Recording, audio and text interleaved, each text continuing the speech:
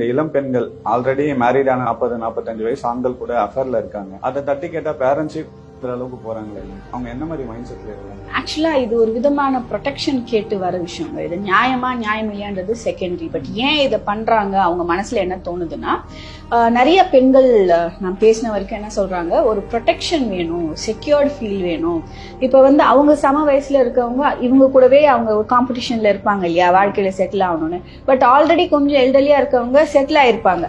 அவங்களுக்குன்னு ஒரு பேங்க் பேலன்ஸோ இல்லை சொத்து பத்தோ அவங்களால செலவு பண்ண முடியும், டைமும் செலவு பண்ண முடியும். ஏன்னா அவங்க ஒரு மேனேஜர் கேட்டகரியில இருக்காங்க அப்படின்றப்ப எக்ஸ்ட்ராவா 1 மணி நேரம் செலவு பண்ண முடியும். ஸோ அது இவங்களுக்கு தேவைப்படுது, அந்த அட்டென்ஷன் தேவைப்படுது. அண்ட் நிறைய பேருக்கு எப்படி அப்ரோச் பண்றாங்கன்றது இருக்கு. இந்த ஆண்கள் அப்ரோச் பண்ற விதமும் இருக்கு. ஸோ ரொம்ப கேரிங்கா, ரொம்ப லவ்விங்கா, நிறைய கிஃப்ட்ஸ் கொடுக்கறது, நிறைய வெளியே கூட்டிட்டு போறது, ஆசை வார்த்தைகள் நிறைய பேசுறது. இப்ப அவங்களுக்கும் லாபம் இருக்கு. அவங்களுக்கு ஒரு சின்ன பொண்ணோட அஃபேர் இருக்குதுன்றது அவங்களுக்கு லாபம் தான். இந்த சின்ன பொண்ணுங்களுக்கு இவங்களுக்கு தேவைப்படுற இந்த சின்ன சின்ன அல்ப விஷயங்கள் தான் பேசிக்கா.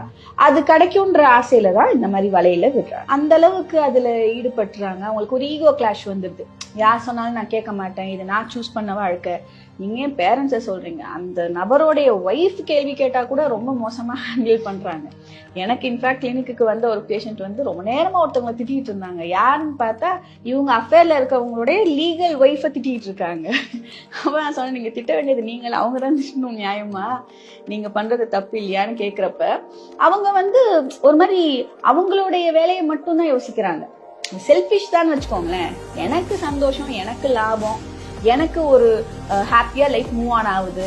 ஒன்னே ஒண்ணு என்னன்னா, அந்த நபர் எப்ப வேணாலும் இவங்களுக்கு நோ சொல்லலாம், அந்த ரிஸ்க் உண்டு.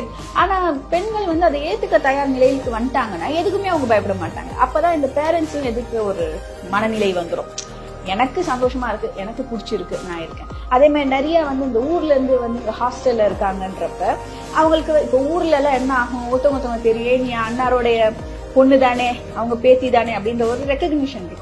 ஊரை விட்டு வரும்போது உங்களுக்கு அனானிமிட்டி ஜாஸ்தி ஆயிடுது. 2வது, இங்க இருக்கிற பெண்களுடைய மனநிலையை நான் பார்த்த வரைக்கும் வந்த உடனே சில விஷயங்கள் நம்மளை மாத்திக்கணும், சிட்டி லைஃப்க்கு நம்ம அடாப்ட் ஆகிக்கணும், அது நம்மளை மேம்படுத்தலாம், ஒரு ஸ்ட்ராங் உமனா மாறது, அது வேற விஷயம்.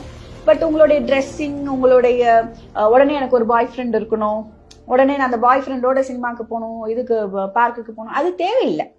அது தப்பான புரிதல் போயிட்டு இருக்கு. ஒரு ஹாஸ்டல்ல 10 பொண்ணுங்க அந்த மாதிரி பண்ணா ஒரே ஒரு பொண்ணு பண்ணலன்னா அது தோணும், எல்லாம் ஜாலியா இருக்காங்களே, நமக்குன்னு யாரும் இல்லையே, நம்ம பர்த்டே கொண்டாட யாரும் இல்லையே, நம்ம வெளியே கூட்டிட்டு போக யாரும் இல்லையே. அப்ப இந்த மாதிரி விஷயங்களுக்குள்ள இறங்குறாங்க. அவங்களுக்கு என்னன்னா, நானும் நீயும் ஒரே மாதிரி தான் இருப்போம். It's peer pressure also. அது இன்னைக்கு நிறைய நடக்குது.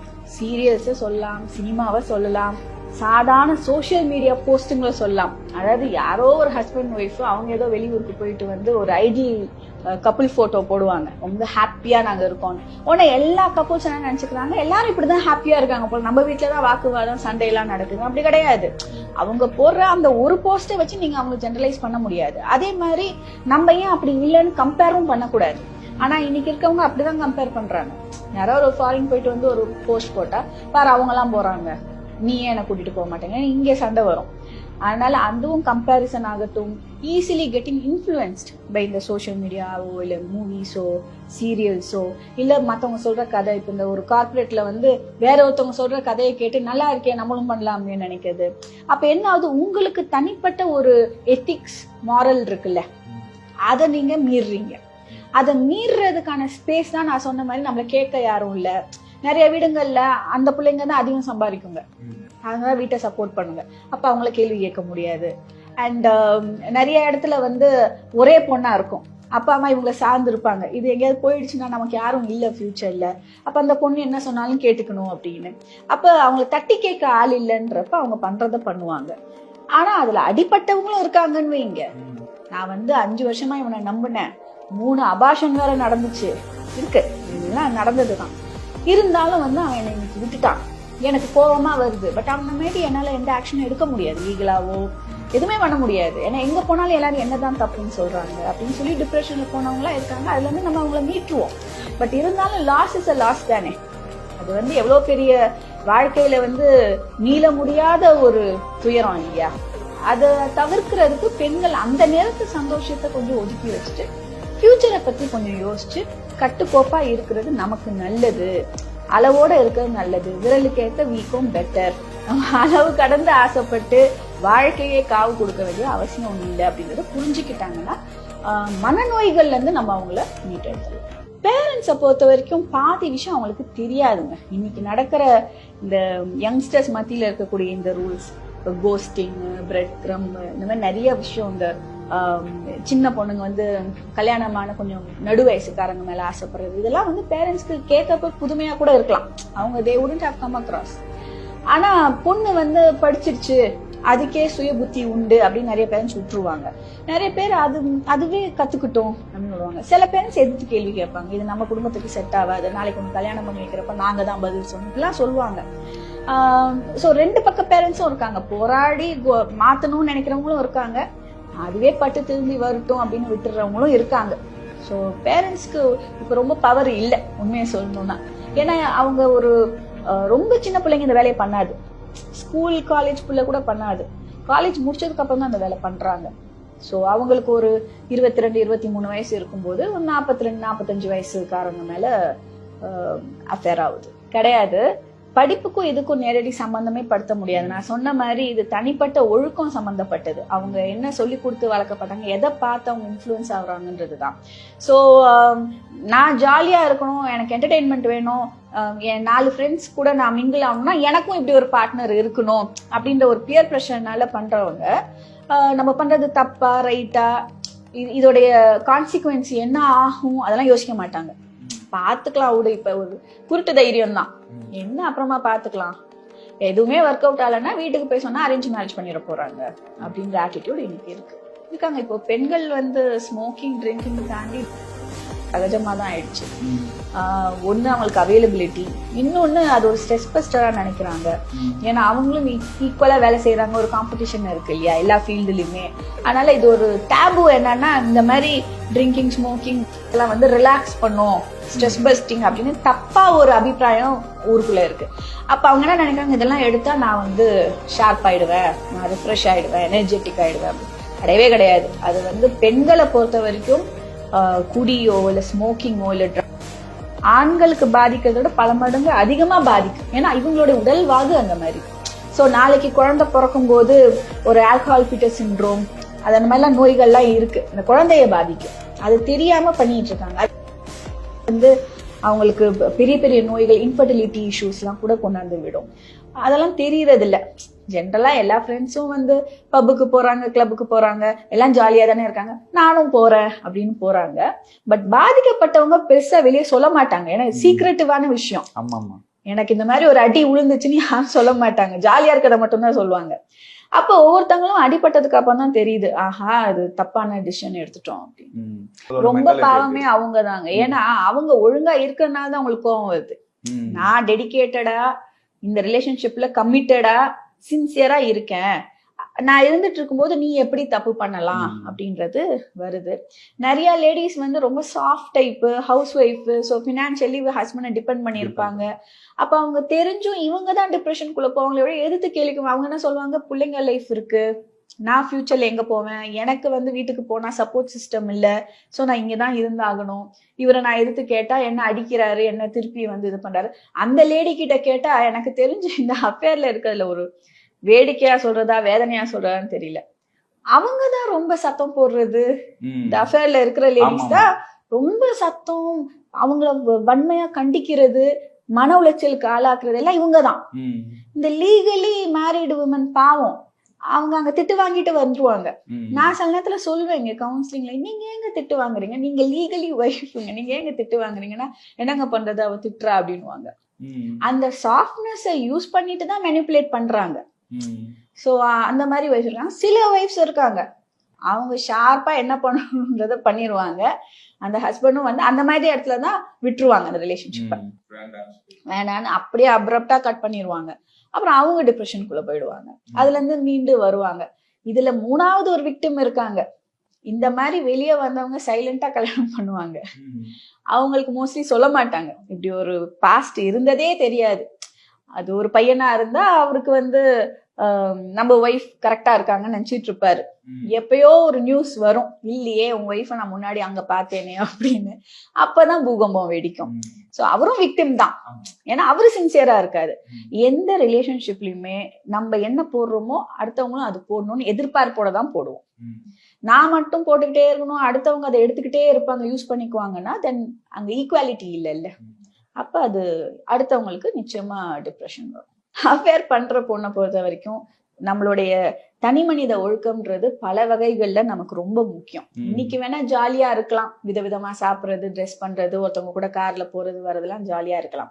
பட் ஆன் லாங் ரன் டெஃபினட்டா அது டேஞ்சரஸ் தான். ஏன்னா பொண்ணா இருக்கும்போது பாதிப்பு அதிகம். நம்ம ஊர்ல இன்னைக்கும் பொண்ணுங்களை கேரக்டர் அசாசினேஷன் பண்றதுன்றது சாதாரணமா நடக்கிற ஒண்ணு. ரெண்டாவது, நீங்க என்னதான் திருந்திட்டு நாளைக்கு கல்யாணம் பண்ணி நான் ஒழுக்கமா வாழ்றேன்னு நினைச்சாலும் இது உங்களை தொடர்ந்துகிட்டே தான் இருக்கும், துரத்திக்கிட்டே தான் இருக்கும். அப்ப first prevention is the best. இதுக்குள்ள இறங்காம இருக்கிறது தான் நல்லது. இந்த ஒய்ஃப்ஸை பொறுத்த வரைக்கும் நீங்க தைரியமா இருங்க. நீங்க என்னமோ நீங்க ஏதோ திருடிட்டு வந்த மாதிரி நினைக்காதீங்க, ஏதோ நம்ம குற்றவாளி மாதிரி அவங்க நினைச்சுக்குவாங்க. அதெல்லாம் கிடையாது. You're rightful. உங்களுக்கு எல்லா உரிமையும் இருக்கு, அதிகாரமும் இருக்கு. தப்பா போற பிள்ளைய நம்ம வழி நடத்தி கொண்டு வரோம். அதே மாதிரி ஹஸ்பண்டையும் நீங்க ஒரு பிள்ளையா நினைச்சு தப்பா போறாரு பொறுமையா இருந்து வழி நடத்தி திருப்பி கொண்டு வந்து உங்க லைஃபை நீங்க வாழுங்க. நீங்க கோவப்பட்டுட்டு நீங்க அவ கூட இருந்து போயிட்டாலோ, இல்ல தப்பான முடிவுகள் எடுக்கிறாங்க, நிறைய வயசு அட்டெம்ப்ட் எல்லாம் பண்றாங்க, அப்படிலாம் பண்ணாலோ பாதிக்கப்பட போறது அந்த ஹஸ்பண்ட் கிடையாது, உங்க குழந்தைங்க தான். எந்த சம்பந்தமும் இல்லாம இன்னசென்ட்டா இருக்கு, அவங்க தான் பாதிக்கப்படுவாங்க. அதனால நீங்க கொஞ்சம் ஸ்ட்ராங்கா இருந்து ஃபைட் பேக் பண்ணி உங்க ஹஸ்பண்டை மீட் எடுத்து நல்வழிப்படுத்தி வாழ்றது நல்லது. வாய்ப்பே இல்லைன்னா லாஸ்ட் ரெசார்ட் பிரிதல் தான், வேற வழி இல்லை. பட் எடுத்தோன்னு நான் அதை சஜஸ்ட் பண்ண மாட்டேன். முடிஞ்ச வரைக்கும் திருத்த பாருங்க. ஏன்னா உங்க லைஃப் இதுல நீங்க இன்வெஸ்ட் பண்ணிட்டீங்க, இத்தனை வருஷம் இன்வெஸ்ட் பண்ணிட்டீங்க. நிறைய டீனேஜ் குழந்தைங்களோட லைஃபும் அதுல இருக்கும். அப்ப அவங்க அப்பா இல்லையேன்ற அந்த ஒரு ஏக்கத்துல இருப்பாங்க. முடிஞ்ச வரைக்கும் சரி பண்ண பாருங்க, சான்ஸ் கொடுங்க. இப்போ அந்த ஹஸ்பண்ட் யோசிக்க மாட்டாரா மேம்? ஒரு 45 வயசு ஏஜ் இருக்குன்னா அவங்க எவ்வளவு மெச்சூர்டான ஆளுங்க, அவங்க ஒரு சின்ன பொண்ணை நம்ம இந்த மாதிரி யூஸ் பண்றோமேன்னு யோசிக்க மாட்டாங்க? அப்படி யோசிக்க மாட்டாங்க, மாட்டிக்கிட்டோமேன்னு யோசிப்பாங்க. அவங்களும் பிளாக்மெயில் பண்றது? ஆமா ஆமா, நிறைய பிளாக்மெயில் பண்ணுவாங்க. அதுக்கப்புறம் விட்டுட்டு வர முடியாது. நிறைய சீக்ரெட்டிவா இருக்கிறது உங்க வீட்டுக்கு வந்து சொல்லிடுவேன்னு பிளாக்மெயில் பண்ணுவாங்க. ஆபீஸ்ல அசிங்கப்படுத்திடுவேன்னு பிளாக்மெயில் பண்ணுவாங்க. அதுக்கப்புறம் நிறைய காசு கொடு, அது கொடு, இது கொடுன்னு கேட்பாங்க. ஃபர்ஸ்ட் ஜாலியா இருக்கும் இவங்க கொடுக்குற வரைக்கும். அவங்க கேட்க ஆரம்பிச்சதுக்கு அப்புறம் அது பர்டன் ஆயிடும். அதே மாதிரி 4 பேருக்கு தெரிஞ்ச அசிங்கன்ற ஒரு பயம், சோசியல் ப்ரெஷர் இருக்கு. அதனால நிறைய பேர் எனக்கு அந்த ஹஸ்பண்ட்ஸ் மட்டும் தனியாலாம் வருவாங்க கவுன்சிலிங்க்கு. அப்ப அவங்க சொன்னாங்க, நான் மாட்டிக்கிட்டேன், தெரியாம தப்பு பண்ணிட்டேன், எப்படி மீண்டு வர்றதுன்னு எனக்கு தெரியல அப்படின்னுவாங்க. சில பேர் அடாவடித்தனமா பேசுவாங்க, நேரா பிளண்டா உன்னை யானே எனக்கு தெரியாதுன்னுவாங்க. அந்த பொண்ணு போட்டோவே வச்சிருக்கோம், வீடியோவே வச்சிருக்கோம், தெரியாது அப்படின்னுவாங்க. ஸோ பட் அது ரைட் வே இல்லை. நீங்க இன்னொரு பொண்ணையும் பாதிச்சிருக்கீங்க, அதுக்கு பண்ண வேண்டிய செட்டில்மெண்ட்டை பண்ணி தான் நீங்க போகணும். அதனால அதோடைய கஷ்டம் என்னன்னா, அது ஃபியூச்சர் லைஃப்ல இப்போ திட்டுவாங்க, அடிவாங்க, அது வேற கதை. அப்பா அம்மா திட்டுவாங்க, அடிப்பாங்க எல்லாம். பட் நீங்க யூஸ் பண்ணதுக்கு நீங்க காம்ப்ரமைஸ் பண்ணி காம்பன்சேட் பண்ணி தான் ஆகணும். அதுல இருந்து எஸ்கேப் ஆகி நீ தப்பு பண்ண நானும் தப்பு பண்ணேன்னு சொல்ல முடியாது. ஏன்னா அந்த இடத்துலதான் நீங்க சொல்ற பாயிண்ட் வருது. அது சின்ன பொண்ணு, உங்களுக்கு வயசு இருக்கு, மெச்சூரிட்டி இருக்கு, உலக ஞானம் தெரியும்ன்றப்ப அதை கரெக்டா க்ளோஷர் கொடுத்து அனுப்பிச்சிடுறது தான் சேஃப். அப்ப உங்க ஒய்ஃப் கிட்ட நீங்க போறப்ப கூட ஒய்ஃபே உங்களை முதல்ல மதிக்கணும். நீ அங்க ஏமாத்திட்டு வந்த, நீ இங்க ஏமாத்த எவ்வளவு நாள் ஆகும்னு தோணக்கூடாது. சரி, அவர் ஸ்லிப் ஆயிட்டாரு, பட் சரி பண்ணிட்டாரு, அந்த பொண்ணுக்கு பண்ணவே நியாயமா பண்ணிட்டாரு அப்படின்றது எந்த ஒய்ஃபுமே ஏத்துக்குவாங்க. ஏன்னா ஒரு பொண்ணோடைய வாழ்க்கை அதுல இன்வால்வ் ஆயிருக்கு, அது பாவம் எதுக்குன்னு சொல்லுவாங்க. ஒரு ஹஸ்பண்ட் அண்ட் ஒய்ஃப் வந்திருந்தாங்க. வந்துட்டு அந்த ஒய்ஃப் எனக்கு சொல்றாங்க, இவர் தப்பு பண்றாரு மேடம், எனக்கு எவிடன்ஸ் இல்ல, ஆனா இவர் தப்பு பண்றாரு. ஏன்னா அக்கம் பக்கத்து வீட்டுல சொல்றாங்க, இந்த மாதிரி ஒரு லேடி வந்துட்டு போறாங்கன்னு சொல்றாங்க. வீட்லயும் எனக்கு தெரியுது, என்னால ஃபீல் பண்ண முடியுது, தப்பு பண்ண. அவர் இல்லவே இல்லைன்னு அந்தமா பைத்தியம்ன்ற அளவுக்கு இவர் பேசுறாரு. கொஞ்ச நாளாவே ஒரு மாதிரிதான் இருக்கு அப்படின்னு. அவங்களும் பாவம், அவங்க என்கிட்ட வந்ததே நான் பைத்தியமானு கேட்கதான் வந்தாங்க. ஒருவேளை நான் ஹலுசினேட் டெலியூஷன்ல இருக்கேன் போல மேடம் அப்படின்னு தான் வந்தாங்க. அப்புறம் அவங்க போயிட்டாங்க. அவங்கள பேசி இது பண்ணி, இல்ல கவலைப்படாதீங்க, இன்னொரு சான்ஸ் கொடுங்கன்னா சொல்லி அனுப்பிச்சாச்சு. இன்னொரு நாள் இன்னொரு லேடி வராங்க. அந்த லேடி உட்காந்துட்டு அவங்களுடைய அஃபேர்ல இருக்கிற ஒரு நபரை பத்தி எனக்கு சொல்றாங்க. ரொம்ப நேரம் எக்ஸ்பிளனேஷன் கொடுத்து, இந்த மாதிரி என்னை ஏமாத்திட்டான், அவன் ஒய்ஃப் சொல்றதுக்காக என்னை விட்டுட்டு பாக்குறான், அவன் ஒய்ஃபையும் ஏமாத்திருக்கான், என்னை இத்தனை தடவை அபார்ஷன் பண்ண வச்சான், என்கிட்ட இருந்து தான் அவன் காசு வாங்கியிருக்கான், எல்லாம் வரிசையா சொல்றாங்க. சரி அவரை ஏன் கூட்டிட்டு வரல அப்படின்னா, வந்திருக்காங்க, வெளியே தான் இருக்காங்க. சரி கூட்டிட்டு வாங்கன்னா இவரு. இதெல்லாம் சினிமால தான் வரும். நேர்ல எனக்கு என்ன டவுட்னா, இவர் ஏற்கனவே இங்க வந்துட்டு போனவராச்சே, அந்த மாதிரி தான் கூப்பிட்டா இவர் தைரியமா வந்திருக்காருன்னு பார்த்தா தண்ணி அடிச்சுட்டு வந்திருக்காரு போல இருக்கு. அவருக்கு இடம் தெரியும். திருப்பி என்ன பார்த்தோன்னா மிரண்டுட்டாரு. ஐயோ இவங்க ஒய்ஃப் கூட இங்கதானே வந்தோம் அப்படின்னு சொல்லிட்டு. அப்ப அது வரைக்கும் இந்த அம்மாவுடைய வெர்ஷன் நீங்க கேட்டீங்கன்னா ரொம்ப நியாயமா இவங்க பாதிக்கப்பட்டவங்க மாதிரி ஒரு இது பிக்சர் கொடுப்பாங்க. அப்புறம் தான் ரியாலிட்டி தெரிஞ்சு இதுல இந்த ஃபுல் ஸ்டோரியில பாதிக்கப்பட்டது அந்த அம்மா தான். அவங்க ஒரு டீச்சர் நினைக்கிறேன். அவங்க டீசெண்டா வாழ்ந்துட்டு இருக்கவங்க, அவங்க தான் வந்து பாதிக்கப்பட்டவங்க. அப்புறம் இவங்களுக்கு புரிய வச்சு, நீங்க இன்னொரு பொண்ணோட லைஃப் தான் நீ ஸ்பாயில் பண்ணிட்டு இருக்கமா, உனக்கு இன்னும் லைஃப் இருக்கு. ஷி வாஸ் 26, 27 தான், உனக்கு இனிமேதான் லைஃபே இருக்கு, அவங்க எல்லாம் வாழ்ந்துட்டாங்க, பிள்ளைங்க எல்லாம் இருக்காங்க அப்படின்னு எக்ஸ்பிளைன் பண்ணி, அப்புறம் அந்த பொண்ணுக்கு அதாவது இவர் என்ன சொல்லியிருக்காரு, நிறைய ஆண்கள் இதான் பண்ணுவாங்க, இந்த அஃபேர்ல இருக்க ஆண்கள், என் பொண்டாட்டி ராட்சசி, என்னை மதிக்க மாட்டேங்கிறா, எனக்கு சோறு கூட போட மாட்டேங்கிறா, எங்களுக்குள்ள பிசிக்கலா ஒண்ணுமே இல்ல, நான் ரொம்ப அங்க வந்து வேதனையில வாழ்ந்திருக்கேன், பிள்ளைங்களுக்காக வாழ்ந்திருக்கேன், இதெல்லாமே பொய்யா சொல்லி அப்ரோச் பண்ணுவாங்க. ஆனா அங்க ரொம்ப சந்தோஷமா இருப்பாங்க. அப்ப அந்த லேடி கிட்ட நான் சொல்றேன், இல்லையே ஒய்ஃப் இப்படிலாம் சொன்னாங்களேன்னா ஷாக் ஆகுறாங்க. நான் வந்து பாவம் பார்த்துதான் மேடம் கூட இருந்தேன், ஏன்னா ஒவ்வொரு தடவை நான் போயிடலான்னு நினைப்பேன், ஏன்னா என் லைஃபும் இதுல போகுதேன்னு. அப்ப வந்து காலை பிடிச்சிட்டு அழுவாரு, எனக்கு யாருமே இல்லை உலகத்துல, என்னை பாத்துக்கோ அப்படின்னு. திருப்பியும் நான் வந்து கண்டினியூ பண்ணுவேன், இப்படியேதான் போயிட்டு இருக்கேன்னு.